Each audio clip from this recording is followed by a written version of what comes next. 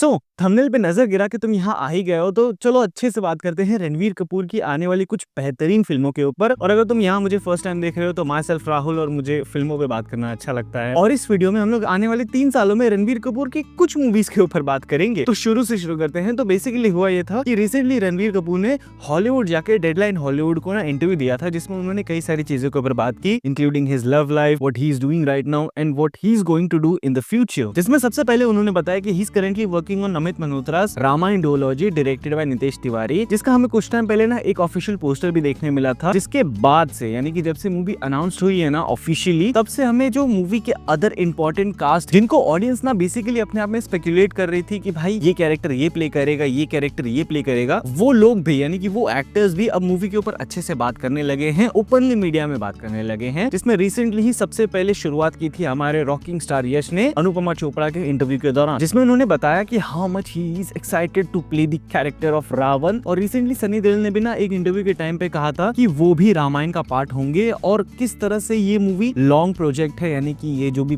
2 parts की movie होने वाली है वो एक लॉन्ग प्रोजेक्ट है, एक लंबा प्रोजेक्ट है। और उसी के साथ साथ कैसे बड़े बड़े टेक्नीशियंस जो कि अराउंड द वर्ल्ड से इस मूवी का पार्ट होंगे। इवन रणवीर ने भी इस इंटरव्यू में क्लियर कट कहा कि भाई one of the popular studios D-next studios हमारे मूवी का जो वीएफएक्स का काम है उसको संभाल रहा है, और ये वही स्टूडियोज है जिसने ड्यून, गॉडजिला और रिसेंटली कल की 2898 AD पे भी इन्होंने ही काम किया है। इसलिए वीएफएक्स, विजुअल्स, इन सब के मामले में ना एज एन ऑडियंस तुम और मैं अच्छी उम्मीदें लगा सकते हैं इस मूवी से। बट यहाँ पे ना मैं ये चीज देखने के लिए एक्साइटेड हूँ कि ये लोग किस तरह से स्टोरी वाइज ऑनेस्ट रहते हैं, रेदर देन एक क्रिएटिव लिबर्टी के नाम पे रामायण हमारे इतिहास की कहानी को तोड़ मरोड़ के रखना। तो उस चीज को मैं देखना चाहता हूँ सबसे ज्यादा। जहाँ रामायण के बाद रणवीर ने संजय लीला भंसाली के साथ जो लव एंड वॉर उनकी मूवी पे काम चालू है उसके ऊपर भी बात की। इवन ब्रह्मास्त्र की ट्रियोलॉजी पे भी बात की कि करेंटली इसका जो पार्ट 2 है वो राइटिंग स्टेजेस में है, एंड ऑब्वियसली भाई उसकी राइटिंग में काफी टाइम लगने वाला है, क्योंकि काफी टाइम से हमें इसकी राइटिंग स्टेजेस की न्यूज़ेस मिल रही थी, जो कि भाई डेफिनेटली एक्सेप्टेबल है, क्योंकि इसकी पार्ट 1 की राइटिंग ना इनके डायलॉग्स में झलक रही थी कितनी वाहियात है। जिसके बाद उन्होंने ना one of the most anticipated movie animal park के ऊपर बात की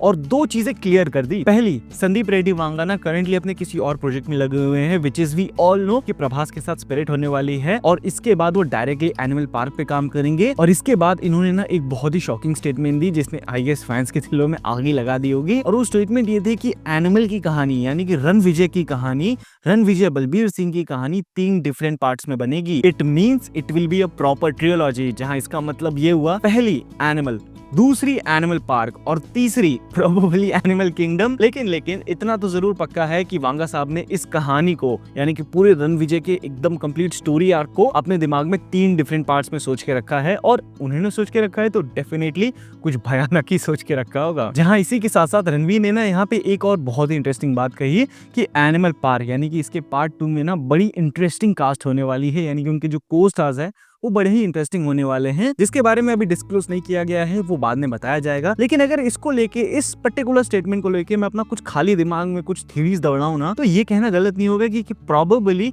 वांगा साहब ना कोई बड़ा और कोई इंटरेस्टिंग कैरेक्टर प्लान कर रहे हो पार्ट 2 के लिए, जो एक सर्जन हो और उसका नाम कबीर सिंह हो। लाइक यार कुछ भी हो सकता है, और अगर तुम सोच के देखो ना तो ये थ्योरी गलत नहीं है, क्योंकि ये थोड़ी ना सेंस बनाती है, क्योंकि वांगा ने ना एनिमल में ही यानी कि पार्ट 1 में ही ना कबीर सिंह के कैरेक्टर को इंटरवल ब्लॉक के टाइम पे ही प्लान किया था, लेकिन समहाउ ना वो पुल ऑफ नहीं हो पाया। क्या पता वांगा इस बार कर दे। खैर ये तो बस मेरे दिमाग की उपज है। तुम अपने ओपिनियंस बताओ कि तुम क्या सोचते हो इन सब के बारे में, और उसी के साथ साथ ये वीडियो तुम्हें कैसी लगी, और उसी के साथ साथ आने वाले किन बड़े बड़े प्रोजेक्ट्स में तुम रणवीर कपूर को देखना चाहते हो और किन के लिए सबसे ज्यादा एक्साइटेड हो। बाकी सी यू इन नेक्स्ट वीडियो।